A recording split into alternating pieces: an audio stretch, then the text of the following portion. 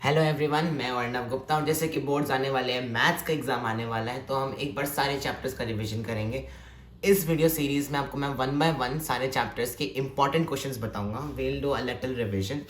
तो सबसे पहले इस वीडियो में we are going to discuss chapter 1 and 2। तो फर्स्ट चैप्टर है रियल नंबर्स। इसमें ज़्यादा कुछ नहीं है, ये भी छोटा सा चैप्टर है। चैप्टर नंबर 2 भी ज़्यादा बड़ा नहीं है। तो सबसे पहले रियल नंबर्स में आता है फंडामेंटल थ्योरम ऑफ अरिथमेटिक। तो उसके बेस्ड पे एक ही क्वेश्चन है मेन, तो कि ऐसे क्वेश्चन है दैट सपोज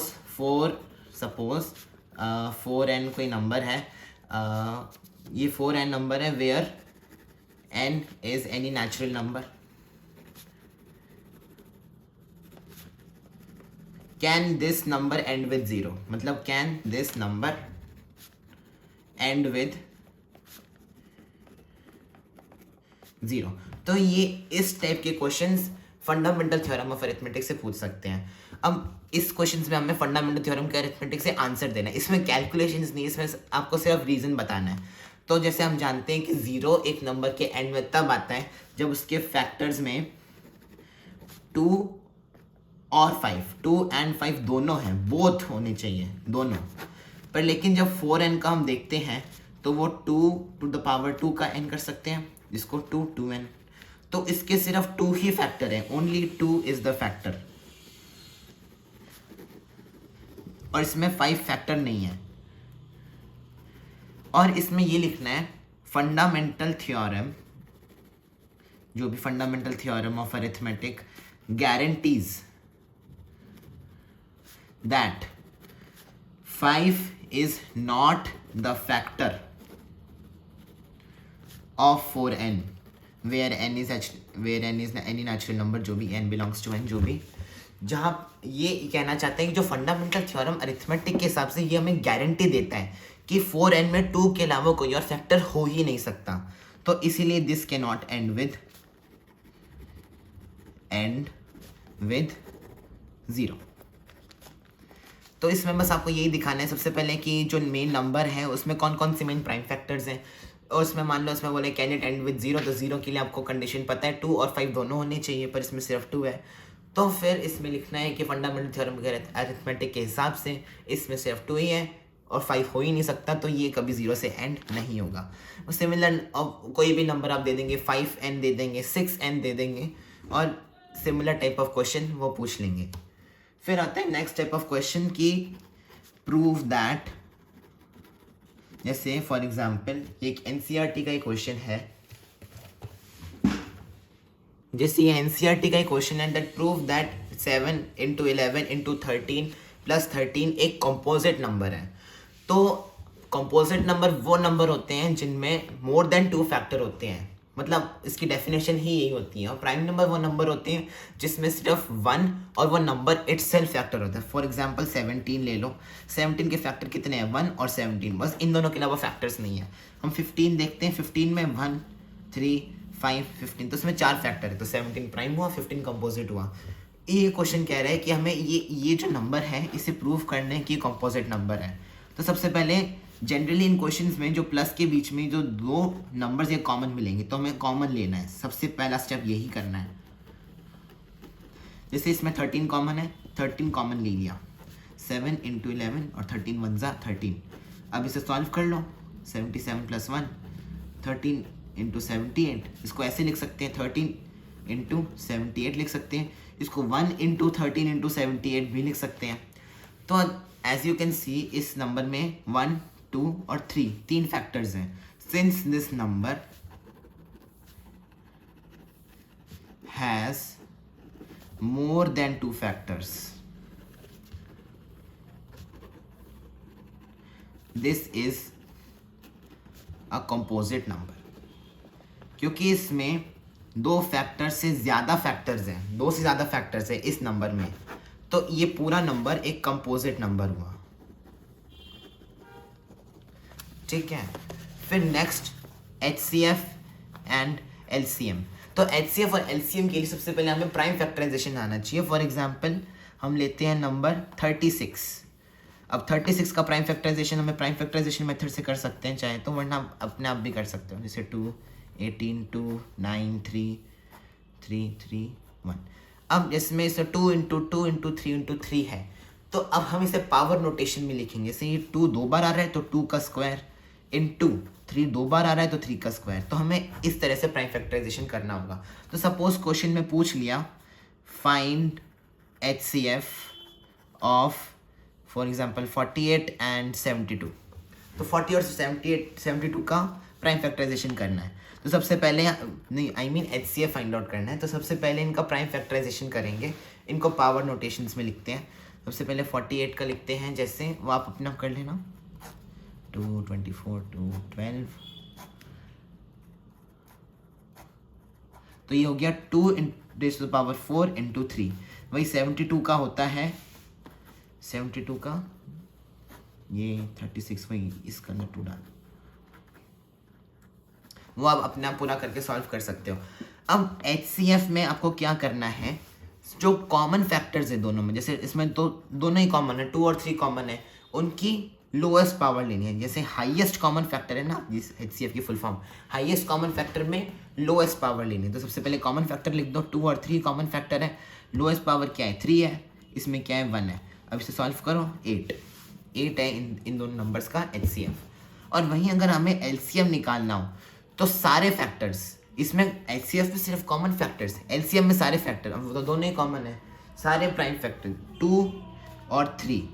अब लोएस्ट है तो हम हाईएस्ट पावर लेंगे।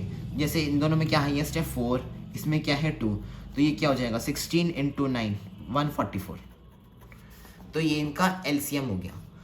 अब जैसे हम एक और एग्जांपल सॉल्व करते हैं। जैसे मान लो ये ले लेते हैं हम 34 एंड 42 ले लेते हैं। इन दोनों का LCM निकालना है। तो 34 का प्राइम फैक्टराइजेशन होगा 2 इंटू 17, 42 का होगा 2 इंटू 3 इंटू 7। तो प्राइम फैक्टराइजेशन के बाद LCM निकालना है। अब LCM में हमें सारे फैक्टर्स लिखने होंगे। अब इसमें 2 3 7 17 हमें सारे ये सारे नहीं लिखने, हमें जो मीन्स प्राइम फैक्टर्स है ना, इसमें कितने दोनों को मिला के कितने सारे प्राइम फैक्टर्स हैं, 2 है 3 है 7 है और 17 है। तो हमें लिख दो 2 3 7 17। अब इनकी सारी की हाईएस्ट पावर 1 है, तो ये जो नंबर सॉल्व करके आएगा ये इनका LCM हो जाएगा। तो अब इसके बेस पे एक और फॉर्मूला आता है। अगर कोई दो नंबर्स हैं A और B, A एंड B, कोई दो नंबर्स हैं, उनका जो प्रोडक्ट होगा AB वो किसके बराबर होगा, इन दोनों के HCF के, HCF of AB into LCM of AB। ये एक बहुत इंपॉर्टेंट फॉर्मूला है जिसके बेस पे क्वेश्चन आ सकते हैं। जैसे ये सेम क्वेश्चन ले लेते हैं, find HCF of 48 and 72 and hence find LCM। तो मान लो ऐसे आ जाएगा, एंड हेंस फाइंड LCM। ये एक एक्स्ट्रा स्टेप, एक एक्स्ट्रा पार्ट है क्वेश्चन का। तो सबसे पहले हम वही सेम टेक्निक करेंगे। सबसे पहले प्राइम फैक्टराइजेशन किया, दोनों का प्राइम फैक्टराइजेशन लिखा। सबसे पहले इसने HCF पूछा तो हम HCF निकालेंगे। HCF common factors, lowest power, sorry इसका 3 नहीं 24 आएगा, 24, सॉरी गाइस वो गलती से मैंने गलत मल्टीप्लिकेशन कर लिया। इसका 24 आएगा HCF। अब हमें LCM ढूंढना है। अब हमें HCF ऑफ 48 और 72 पता है। अब हम यही फॉर्मूला लगाएंगे, इंटू LCM ऑफ 48 और 72 किसके बराबर होगा, 48 इंटू 72 के ही बराबर होगा। तो HCF ऑफ 48 एंड 72 क्या है 24, इंटू LCM ऑफ 48 और 72 जो हमें निकालना है इक्वल्स टू 48 इंटू 72। 24 को नीचे ले जाओ, LCM 48 72 is equals to 48 into 72 upon 24। ये कट 3 सॉल्व कर लो, 1 ये हो जाएगा 2 144, सेम आंसर। तो ये एक फॉर्मूला है जिसे हमें याद रखना पड़ेगा। इसके बेस पे ऑब्जेक्टिव भी आ सकते हैं, सब्जेक्टिव भी आ सकते हैं। सब्जेक्टिव इसमें find HCF of 2 numbers and hence find their LCM, फिर find LCM of 2 numbers and hence find their HCF। अब जनरली जो HCF LCM के इस टाइप के क्वेश्चंस हैं वो डायरेक्टली ज़्यादातर नहीं पूछते, वो इनडायरेक्टली पूछते हैं। जैसे मैं आपको एक केस स्टडी का क्वेश्चन बताता हूँ सैम्पल पेपर में से, आपको आइडिया लग जाएगा कैसे फाइंड आउट करना है। फॉर एग्जाम्पल ये 38th क्वेश्चन है, ये केस बेस्ड स्टडी का क्वेश्चन है जिसमें ये HCF LCM पे बेस्ड है। A merchant has 120 soap cubes of first kind in box 1, 180 soap cubes of second kind in box 2 and 240 soap cubes of third kind in box 3. He wants to sell the soap cubes by filling 3 kinds of soap cubes in small packets of equal capacity. मतलब एक डब्बे में 120 soaps है, एक प्रकार की एक soaps है, 120 सोप्स है सॉरी, और दूसरे डब्बे में 180 सोप्स है सेकंड काइंड की, और तीसरे डब्बे में 240 सोप्स है थर्ड काइंड की. अब मर्चेंट क्या चाहते हैं कि वो एक पैकेट में इक्वल नंबर ऑफ सोप्स, तीनों की इक्वल नंबर भरे और हर पैकेट में इक्वल सोप्स होनी चाहिए.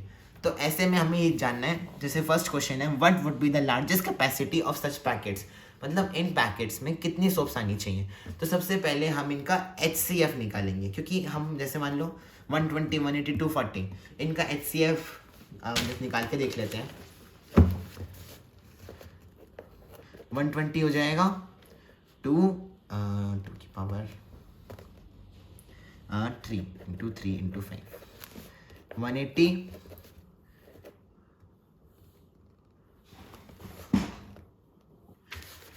2 स्क्वायर इंटू 3 स्क्वायर इंटू 5, और 240 2 4 इंटू 3 इंटू 5.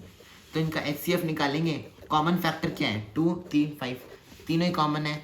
अब 2 इंटू 3 इंटू 5 सबकी लोएस्ट पावर, हाईएस्ट है तो लोएस्ट पावर, इसके क्या है 2, इसमें 1, इसमें 1, 2 4 इंटू 15 60. तो इनका 60 HCF आ गया. तो सबसे अब हर एक काइंड में से एक सेकेंड, तो मैं कह रहा था कि लार्जेस्ट कैपेसिटी 60 होगी, क्योंकि वो 60 सबसे बड़ा नंबर है जो 120 को भी डिवाइड कर जाएगा, 180 को भी डिवाइड कर जाएगा, 240 को भी डिवाइड कर जाएगा. तो जितनी भी सोप्स हैं वो इक्वल नंबर में पैकेट्स में डिस्ट्रीब्यूट कर सकता है. जैसे 120 सोप्स है तो उसके कितने पैकेट बनेंगे, 2 पैकेट्स, 180 है तो 3 पैकेट्स, 240 तो 4 पैकेट्स. तो इन सब पैकेट्स में नंबर ऑफ सोप सेम रहेंगे और उसकी हाईएस्ट कैपेसिटी रहेगी 60. तो हमें इन क्वेश्चंस में डिटरमाइन करना होगा कि HCF लगाना है LCM. HCF जनरली जो largest capacity of such packets, मान लो इस टाइप के जो क्वेश्चन आते हैं उसमें जनरली HCF लगता है, LCM कम केसेस में लगता है. अब जैसे सेकंड क्वेश्चन है merchant decided to sell only second and third soap cubes, then how many small packets are required. अब जैसे 180 के लिए कितनी थी 3, 240 के लिए कितनी थी 4, 3 + 4 7, how many total packets needed to all three kinds of soap cubes. तो सबके ऐड कर दो, 2 + 3 + 4 7 + 2 9, तो 9 पैकेट्स हो गए. तो इस प्रकार से HCF और LCM बेस्ड क्वेश्चंस आ सकते हैं. फिर इसके बाद हम नेक्स्ट टाइप ऑफ क्वेश्चंस पे जाते हैं जो है इरैशनैलिटी को प्रूव करना, प्रूविंग इरैशनैलिटी. ये इसका लास्ट टॉपिक है, मतलब इसमें 2 टाइप के आते हैं. एक तो जैसे प्रूव √2, √3, √5 जो भी इनको इरैशनल प्रूव करना है, एक तो ये आएंगे, और एक ऐसे आते हैं प्रूव 2√2, 1/√2, √2 + 3 इरैशनल. तो ये जैसे टाइप 1, ये टाइप 2 है. तो टाइप 1 वाले का प्रूफ थोड़ा सा बड़ा है टाइप 2 के कंपैरिजन में. अब इसके लिए हमें एक थ्योरम याद रखनी है, if P divides A² then P divides A. पर मैं इसका प्रूफ समझाऊंगा नहीं, क्योंकि हमें इसको बस रटना ही है, इनके मेन प्रूफ्स को रटना ही है और इनको एक तरह से वैसे ही लिखना है एग्जाम के अंदर. जैसे फॉर एग्जांपल लेते हैं प्रूफ √3 इज इरैशनल, मतलब ये टाइप 1 है, सारे ऐसे ही होंगे जो जितने भी √2, √3, √5 जो रूट के अंदर प्राइम नंबर आएंगे ना वो ऐसे ही प्रूव होंगे. अब सबसे पहले इसे प्रूफ बाय कॉन्ट्राडिक्शन करेंगे, दोनों में प्रूफ बाय कॉन्ट्राडिक्शन करेंगे. इसमें क्या होता है, सबसे पहले हमें ये मानना होता है कि इरैशनल नहीं है. मान लो इरैशनल है, जैसे लेट √3 बी रैशनल. अब रैशनल की डेफिनेशन क्या होती है, उसे A/B में लिख सकते हैं, A/B में लिख सकते हैं. जैसे लेट √3 = A/B, वेयर B 0 नहीं होता, B ≠ 0, A and B are coprime integers. ये लिखना वेरी इंपॉर्टेंट है, क्योंकि ये जो को-प्राइम इंटीजर्स, ये जो टर्म है ना, इसी के बेस पे हम नीचे कॉन्ट्राडिक्शन लिखने वाले हैं. तो सबसे पहले √3 = A/B, where B is not equal to 0 and A and B are coprime integers. Coprime integers मतलब जैसे मान लो मैं एक जैसे फ्रैक्शन लिख रहा हूँ 7/9. अब 7/9 किसी के टेबल में ऐसे कॉमन नहीं है, कट नहीं सकते. जो फ्रैक्शन कट नहीं सकते और उन्हें को प्राइम कहते हैं, जो नंबर और कट नहीं सकते उन्हें को प्राइम कहते हैं. अब हमें b को इस साइड ले जाना है, b√3 is equals to a, फिर squaring both sides, squaring both sides, फिर क्या होगा यहाँ पे 3b² is equals to a²। अब आप देख सकते हो 3a² को डिवाइड करता है। अभी ये थ्योरम है p divides a² then p divides a, where p is prime number. तो 3 एक प्राइम नंबर है जो a² को डिवाइड करता है, तो 3 डिवाइड्स a², इससे क्या है 3 डिवाइड्स a ऑल्सो। तो हम इस इक्वेशन को इक्वेशन नंबर 1 मान लेते हैं एक बार के लिए। तो 3a² को डिवाइड कर रहे हैं, क्योंकि देखो a² is equal to 3b², मतलब इसका फैक्टर 3 है, तो ये a को भी डिवाइड करेगा। तो हम a को 3c लिख सकते हैं। जैसे मान लो 3c हमने क्यों लिखा, जैसे मान लो 5 डिवाइड्स 10 है ना, तो हम 10 इज इक्वल्स टू 5a लिख सकते हैं कि 5 को किसी नंबर से मल्टीप्लाई करोगे तो वो 10 आ रहा है। सिमिलरली 3 को किसी नंबर c से मल्टीप्लाई करके a आ रहा है, where c is any integer, क्योंकि 3 a का फैक्टर है, तो उससे किसी भी नंबर से किसी एक इंटीजर से मल्टीप्लाई करोगे तो a आई गई। अब यहाँ पे भी हम स्क्वायरिंग बोथ साइड्स, एक तरह से हमें इस प्रूफ को रट ही लेना है, क्योंकि हमें यही सेम स्टेप्स करने हैं सारे प्रूफ्स में। फर्स्ट टाइप में a² is equals to 9c²। अब a² की वैल्यू इक्वेशन 1 से सब्सटीट्यूट करेंगे, फ्रॉम इक्वेशन 1 a² की value substitute 3b² is equals to 9c²। 3 यहाँ से कट जाएगा, b² is equals to 3c²। Same situation 3 divides b², इसका मतलब 3 डिवाइड्स b, सेम। तो यहाँ पे 3 डिवाइड्स a, 3 डिवाइड्स b, तो 3 divides both a and b। हम देख सकते हैं 3a और b दोनों को डिवाइड करते हैं, लेकिन हमने ये कहा था कि दोनों को प्राइम इंटीजर्स हैं, मतलब ये और कट नहीं सकते, पर लेकिन ये 3 दोनों को डिवाइड करता है।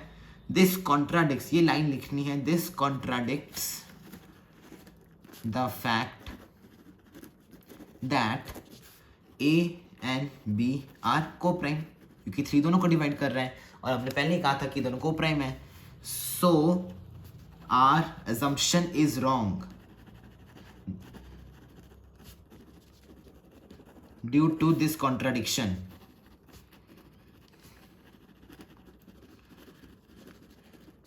इन दोनों स्टेटमेंट्स की बात लिखना है, देयरफॉर √3 इज नॉट रैशनल। मतलब पहले हमने लिखा था ना लेट √3 भी रैशनल, इसका उल्टा नॉट रैशनल। फिर हम लिख सकते हैं √3 इज इरैशनल, और ये आपका प्रूफ कंप्लीट हो जाता है। ये 3 मार्क्स का प्रूफ आता है। इसके सारे स्टेप्स लिखोगे तो आपको 3 में से 3 मिल जाएंगे, और आपको ये पैटर्न रट लेना है। कैलकुलेशंस मत रटना, ये जो पैटर्न स्क्वायरिंग बोथ साइड्स की ये स्टेटमेंट्स लिखे हैं 3 डिवाइड्स b², आपको ये रट लेना और ये लिखना मत भूलना। फिर नेक्स्ट टाइप ऑफ प्रूफ्स आते हैं जिसमें थोड़ा सा छोटा प्रूफ रहता है। जैसे मान लो प्रूव √3 + 5 इज इरैशनल। इसमें जनरली क्या मान के चलते हैं कि जो √3 √2 वगैरह ये वाले इरैशनल टर्म्स है ना, ये इरैशनल ही है, मतलब ये इरैशनल गिवन है एक तरह से हमें। तो वापस same step, let √3 + 5 be rational, therefore √3 + 5 is equals to a/b। तो जैसा कि मैं कह रहा था कि √3 + 5 भी इरैशनल, इसको अज्यूम करते हैं। तो इस रैशनल की क्या डेफिनेशन होती है, a/b, और जहाँ where b same statement, where b is not equal to 0 and a and b are coprime integers. इसमें भी ये लिखना इम्पॉर्टेंट है। फिर वापस हम इस बार हम क्या करेंगे, इस बार हमें क्या करना है कि इसे हम एक साइड पे लेके आएंगे, सिर्फ एक साइड पे आइसोलेट करना है। जैसे मैं करके दिखाता हूँ, √3 इज इक्वल्स टू a/b -5 इधर ले गए, तो √3 कहाँ आ गया, LHS में आ गया सिर्फ। तो हमें इसको ट्राई करना है जितने जो इरैशनल चीज़ें हों वो एक साइड पे आ जाए, बाकी जो चीज़ें हैं वो राइट साइड पे आ जाए। तो √3 is equals to a -5b/b by taking LCM, ये 1 है, ये जो b भी आ गया। अब हमें ये देखना है कि जैसे ये जो RHS है ये रैशनल है, तो इसको लिखने के लिए सबसे पहले लिखना पड़ेगा a 5 and b are integers, as you know ये इंटीजर्स है, यहाँ पे लिखा है ये भी इंटीजर्स है। तो a 5b और 5 ये भी इंटीजर्स आएंगे, ये भी इंटीजर्स है। तो ये जो RHS है दिस इज रैशनल। तो RHS रैशनल है तो इसका मतलब क्या हुआ, √3 इज इक्वल्स टू रैशनल हो गया। पर हम जानते हैं but √3 is irrational number, we know, मतलब एक तरह से गिवन है, बट √3 इज इरैशनल नंबर। फिर अगेन दिस कॉन्ट्राडिक्शन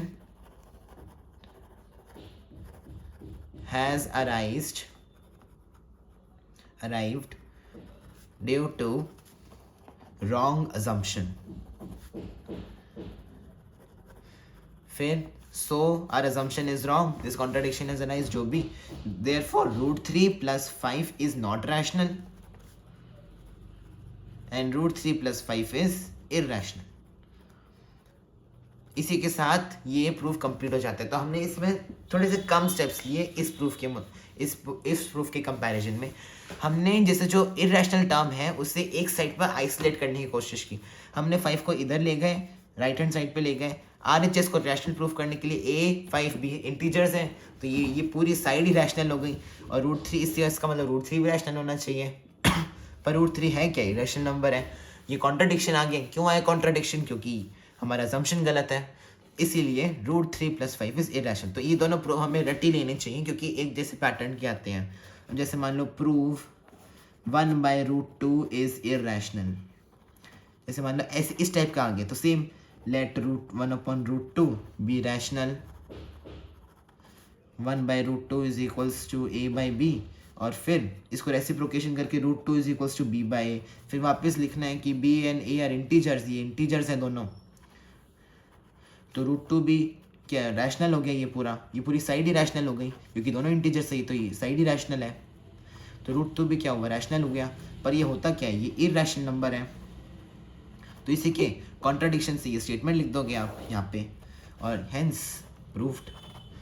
तो इस चैप्टर के जो मेन क्वेश्चंस हैं वो कवर हो चुके हैं। बाकी थोड़े बहुत सब ऑर्डिनेट क्वेश्चंस आते हैं जो इन पे ही रिलेटेड होते हैं। मेन तो इस चैप्टर से ये क्वेश्चंस हैं। Moving on to next chapter, polynomials. ये भी छोटा सा चैप्टर है, नॉट अ बिग डील। तो सबसे पहला टॉपिक आता है पॉलिनोमियल्स में जियोमेट्रिक मीनिंग ऑफ जीरोस। ये सब्जेक्टिव में नहीं पूछते, ये ऑब्जेक्टिव में पूछते हैं। जैसे मैं NCERT निकाल के दिखाता हूँ, जैसे NCERT है, इसमें ज़्यादातर कुछ नहीं था। जैसे लेट्स टेक एग्जांपल 1, तो इसमें जो भी पॉलिनोमियल, जैसे ये मान लो एक ग्राफ दे देंगे। अब इन्होंने ऐसी XY जो भी XY डैश XY ये ग्राफ दे दिया, एक पॉलिनोमियल की लाइन दे देंगे, पॉलिनोमियल के ग्राफ दे देंगे, यूं जा रहा है पॉलिनोमियल। तो जैसे ये कोई पॉलिनोमियल है तो ये पूछेगा कि इस ग्राफ के हिसाब से बताओ कि how many zeros are there. इस पॉलिनोमियल के कितने जीरोज है जब इसका ग्राफ ऐसा है। तो रिमेंबर, जब भी ये पॉलिनोमियल एक्स एक्सिस को जितने पॉइंट पे कट करेगा, the number of points the graph cuts only on x axis, y axis पे मत, सिर्फ एक्स एक्सिस पे, is equals to number of zeros. जितने नंबर पे वो, जितने बार वो एक्स एक्सिस को कट करेगा, जैसे ये हुआ एक बार, ये दूसरी बार, ये वापस आया तीसरी बार, ये चौथी बार, तो ये जो भी है इसके इस पॉलिनोमियल के कितने हुए, 4 जीरोस हो गए। अब एक जैसे मान लो ऐसे आ जाता है कि वो छू के ऐसे, ये मान लो ये एकदम ऐसे आ जाता है, ये पैराबोला आ गया, तो ये बस एक ही पॉइंट पे छू रहा है, तो इसके कितने हुए, 1 जीरोस। और ऐसे कुछ ऐसे पॉलिनोमियल्स होते हैं जिनके एक्स एक्सिस को कट नहीं करता, ऐसे ऊपर ऊपर रहता है, तो इसके कितने हुए, 0 जीरोस, तो इसकी एक भी जीरोस नहीं है। तो इस टॉपिक में बस इतना ही था। फिर आता है relationship between coefficients, relationship between coefficients and zeros of quadratic polynomial. अब ये वही हमारे अल्फा बीटा बी बाई से, ये वो उस रिलेशन के बारे में, इसको यही कहते हैं रिलेशनशिप बिटवीन कोएफिशिएंट्स और जीरोस। जैसे मान लो ये हमारे पास quadratic polynomial, standard quadratic polynomial, ये x² + bx + c standard quadratic polynomial है, और इसकी जीरोस है अल्फा बीटा। तो ये बोलते हैं sum of zeros alpha plus beta equals -b/a और alpha beta equals c/a। This is very important, और इसी के बेस पे आगे के क्वेश्चंस होने वाले हैं। Alpha plus beta equals minus sum नहीं, minus coefficient of x upon coefficient of x square, इसको ऐसे भी लिख सकते हैं, सम ऑफ जीरोस। फॉर्मल तरीके से ऐसे लिखते हैं, coefficient minus of coefficient of x upon coefficient of x square, और प्रोडक्ट ऑफ जीरोस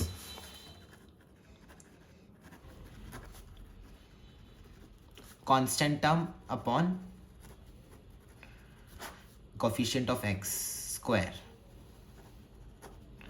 इसे फॉर्मल तरीके से ऐसे लिखते हैं, इसे पूरी, अगर आपको पूरी तरीके से लिखते हैं ऐसे लिख सकते हैं, वरना alpha plus beta equals minus b by alpha beta equals c by a. अब इस बेस पे सबसे पहला क्वेश्चन आता है, प्रूव द रिलेशनशिप। जैसे मान लो आपको एक पॉलिनोमियल दे दिया, जैसे मान लो एनसीईआरटी का ही ले लेते हैं हम, एनसीईआरटी ही ले लेते हैं, एनसीईआरटी इज वेरी इंपॉर्टेंट। जैसे मान लो ये एक है 4s square minus 4s plus 1, तो सबसे पहले इसमें पूछेगा find out the zeros, find out the zeros and verify the relationship between वो ब्ला ब्ला ब्ला जो भी, ठीक है। तो सबसे पहले इसमें जीरोस फाइंड आउट करने हैं। जनरली जो पॉलिनोमियल आपको देंगे वो फैक्टराइजेशन से हो जाएंगे, और फैक्टराइजेशन मेथड सीखना बहुत इंपॉर्टेंट है।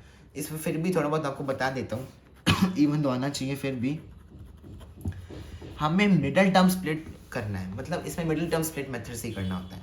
तो हमें जो मिडल टर्म है वो इस प्रकार से स्प्लिट करना है कि ऐसे -4 को ऐसे इस प्रकार से स्प्लिट करना है कि इन दोनों का जो एडिशन है वो -4 आए। ऐसे दो नंबर्स है ए और बी, इन दोनों का सम -4 आए और दोनों को मल्टीप्लाई करो तो इन दोनों की मल्टीप्लिकेशन के बराबर आए, तो 4 × 1 4 आए। तो ऐसे कौन से नंबर हैं वो बार बार प्रैक्टिस करने से आता है। जैसे 4s square minus 2s plus 1, इसकी जितनी प्रैक्टिस करोगे उतना आपको आएगा। अब जैसे -2 और -2 इन दोनों का क्या सम है, -4, -2 को -2 से मल्टीप्लाई करो क्या आएगा 4। तो हमें मिडल टर्म स्प्लिट भी ऐसे ही करना होता है। फिर अब कॉमन ले लो, 2s कॉमन, 2s माइनस 1, यहाँ पे -1 कॉमन ले लो क्योंकि हमें इन ये ब्रैकेट दोनों में कॉमन चाहिए, 2s minus 1, 2s minus 1 common ले लो, 2s minus 1 into 2s minus 1, तो ये तो 2s माइनस 1 इक्वल 0 और 2s माइनस 1 इक्वल 0। ये तो दोनों फैक्टर सेम है, कभी कभी दोनों हम ज़्यादातर दोनों फैक्टर सेम नहीं होते, ये तो परफेक्ट स्क्वायर था इसलिए। तो क्या वही s इक्वल्स हाफ और x इक्वल्स हाफ, मतलब इन इसके जीरोस हाफ, एक ही जीरोस है इनका, इसका हाफ है। तो let alpha equals half and beta equals half, ऐसे लिखते हैं। फिर इसमें सिर्फ 4 इक्वेशंस बनानी है, alpha plus beta half plus half equals 1, alpha beta equals 1/2 into 1/2 1/4। फिर अलग से लिखो -b/a, अलग से लिखो -b क्या है, -4/4, minus minus cancel, 4/4 1, c/a 1/4, equation 1 2 3 4। अब इसमें बस 2 स्टेटमेंट्स लिखने हैं, from equation from 1 and 3 alpha plus beta equals -b/a is verified. क्योंकि देखो इन दोनों की जो आंसर्स हैं, जो मेन आंसर है वो तो सेम है, इसका मतलब ये दोनों भी सेम है। तो इसलिए from 1 and 3 alpha plus beta equals -b/a is verified, and from 2 and 4 alpha beta equals c/a is verified. तो फाइंड आउट द जीरोस और वेरीफाई द रिलेशनशिप ऐसे होगा। सबसे पहले हमें जीरोस निकालना पड़ेगा फैक्टराइजेशन मेथड से। जीरोस निकलेंगे तो हम अल्फा और बीटा को कोई भी जीरो दे देंगे, इससे कोई फर्क नहीं पड़ता। फिर हम अल्फा प्लस बीटा निकालेंगे, अल्फा बीटा निकालेंगे, b minus b/c/, in the and हमें बस ये जो रिलेशन है ना इसे प्रूव करना है, इस रिलेशन को हमें प्रूव करना है। फिर नेक्स्ट टाइम का क्वेश्चन आता है कि हमें या तो जीरोस गिवन है, जीरोस आर गिवन, या फिर सम और product of zeros are given, sum and product of zeros. तो या तो हमें जीरोस गिवन होते हैं या फिर सम और product of zeros are given. कहने का मतलब है या तो हमें अल्फा बीटा अलग से दे देते हैं, alpha is equal to something, beta equal to something जो भी, या फिर हमें अल्फा प्लस बीटा और अल्फा बीटा की वैल्यू गिवन होती है। तो ये पूछा जाता है find the quadratic polynomial. For example NCERT का क्वेश्चन ले लेते हैं, लाइक ये सम ऑफ जीरोस और प्रोडक्ट ऑफ जीरोस गिवन है। Sum of zeros alpha plus beta given है √2, और अल्फा बीटा गिवन है 1/3। तो इसका एक सिंपल सा जनरल फॉर्मूला है, हमें याद रखना है कि अगर हमें सम ऑफ जीरोस और प्रोडक्ट ऑफ जीरोस के टर्म में हमें क्वाड्रेटिक पॉलिनोमियल को कैसे एक्सप्रेस करना है, तो उसका मेन फॉर्मूला होता है के x square minus sum of zeros alpha plus beta x plus alpha beta. ये एक फॉर्मूला है जिसके बेस पे इस टाइप के क्वेश्चंस हो जाएंगे। अब जैसे अल्फा प्लस बीटा की वैल्यू दे रखी है तो के x square minus √2x plus √1/3 आ गया पॉलिनोमियल। अब जैसे मान लो ये 3 है तो इस नीचे डिनोमिनेटर में 3 है, हमें होल नंबर से तो पूरे को 3 से मल्टीप्लाई कर दो तो के डैश होकर हमने पूरा मल्टीप्लाई किया 3x square minus 3√2x plus 1 where K dash equals to k/3। ये थोड़ा सा लिख देना, इट्स नॉट इम्पॉर्टेंट, बट जैसे बस इस फॉर्मूला को यूज़ करके हम इन क्वेश्चंस को डायरेक्टली सॉल्व कर सकते हैं। अब मान लो जैसे कभी कभी आ जाता है कि अल्फा बीटा की वैल्यू दे दी, अल्फा इक्वल्स 1 और बीटा इक्वल्स 2। सिंपल, ये बहुत सिंपल है। बाकी ऐसे फ्रैक्शंस में भी आते हैं, जैसे मान लो 2/7 ले लो यहाँ पे, बीटा इक्वल्स 2/7। तो हम बोले find the quadratic polynomial the zeros are alpha and beta. Same formula से लगेंगे, पर सबसे पहले हमें सम ऑफ जीरोस और प्रोडक्ट ऑफ जीरोस ढूंढने पड़ेंगे। तो alpha plus beta 1 + 2/7 is equals to 9/7। Alpha beta equals 1 × 2/7 is equals to 2/7। Put कर दो वैल्यूज के x square minus sum of zeros 9/7 x plus 2/7। Simple, अब मल्टीप्लाई कर दो 7 से के dash 7x square minus 9x plus 2 के dash is equals to k/7। तो ये आपका आगे क्वाड्रेटिक पॉलिनोमियल इस प्रकार से। अब नेक्स्ट टाइप ऑफ क्वेश्चन इस प्रकार से आते हैं कि जैसे मान लो एक पॉलिनोमियल दे दिया हमें 6x square plus 7x minus 7x minus 3। तो ये पॉलिनोमियल दे दिया, तो हमें फाइंड आउट करना है, मान लो अल्फा बीटा इसके जीरोस है, तो find the value of alpha square plus beta square, ऐसे अलग अलग, या और 1/अल्फा प्लस 1/बीटा, या फिर alpha by beta plus beta by alpha. उसके लिए कुछ आइडेंटिटीज़ मैं बता रहा हूँ, उसने याद करना। जैसे हमें याद है ना a + b होल स्क्वायर की आइडेंटिटी, a² + b² + 2ab। तो a² + b² क्या होगा, a + b whole square minus 2ab। एक तो ये आइडेंटिटी है। सिमिलरली क्यूब में भी है a cube + b³ is equals to a + b whole cube minus 3ab a + b। तो ये दो आइडेंटिटीज़ हैं जिन्हें हमें याद रखना पड़ेगा। तो फिर यहाँ पे जैसे पूछा है कि alpha square plus beta square की वैल्यू फाइंड आउट करनी है। इसके दो तरीके हैं। सबसे पहले अगर ये फैक्टराइजेबल है तो फैक्टराइज करके आप डायरेक्टली पुट कर सकते हो, पर हम इसका भी हेल्प ले सकते हैं। Alpha plus beta equals -b/a और अल्फा बीटा इक्वल्स c/a की भी हेल्प ले सकते हैं। तो सबसे पहला क्वेश्चन सॉल्व करते हैं। Alpha square plus beta square की वैल्यू चाहिए। तो सबसे पहले सम ऑफ जीरोस क्या होगा, sum of zeros alpha plus beta क्या होगा, -b/a -7/6 7/6। ये सम ऑफ जीरोस है, अल्फा प्लस बीटा की वैल्यू आ गई। Product of zeros is equals to constant term -3/6 equals 1/2 -1/2। तो ये इसका प्रोडक्ट आ गया और ये इसका सम आ गया। अब हमें alpha square plus beta square value जाननी है, तो हमें ये आइडेंटिटी लगानी होगी, alpha plus beta whole square minus 2 alpha beta. तो अल्फा प्लस बीटा की क्या वैल्यू है, 7/6 का whole square minus 2 alpha beta 2 alpha beta की क्या है -1/2, माइनस माइनस कैंसिल, 2 से 2 कैंसिल 1। ये हो गया alpha square plus beta square is equal to 7/6 का whole square 49/36 minus 1। Alpha square plus beta square is equal to 49 - 36/36 क्या आया, 49 - 36 13/36 आंसर। तो ऐसे ये क्वेश्चन सॉल्व हो सकते हैं। सेकेंड पार्ट करते हैं, 1/अल्फा प्लस 1/बीटा। अब इसका एलसीएम ले लो, beta plus alpha by alpha beta आ जाएगा, या फिर alpha plus beta by alpha beta आ जाएगा। अब नोटिस करो कि ये जो अल्फा प्लस बीटा तो हमने वैल्यू निकाल रखी है, ये दोनों की वैल्यू 7/6 और ये -1/2। तो स्ट्रेट अवे पुट कर दो वैल्यू। ये पुट की वैल्यू हमने 7/6 इंटू -2/1 3, ये -7/3 आंसर। तो ऐसे हम ये क्वेश्चंस कर सकते हैं। या तो हमें अगर जैसे मान लीजिए फैक्टराइज भी हो रहा है तो फैक्टर्स डाल के हम या तो वैल्यू डाल के कर ले, अल्फा बीटा की सेपरेटली वैल्यू निकाल के हम इनको सॉल्व कर ले, या फिर हम इन रिलेशंस की हेल्प ले सकते हैं।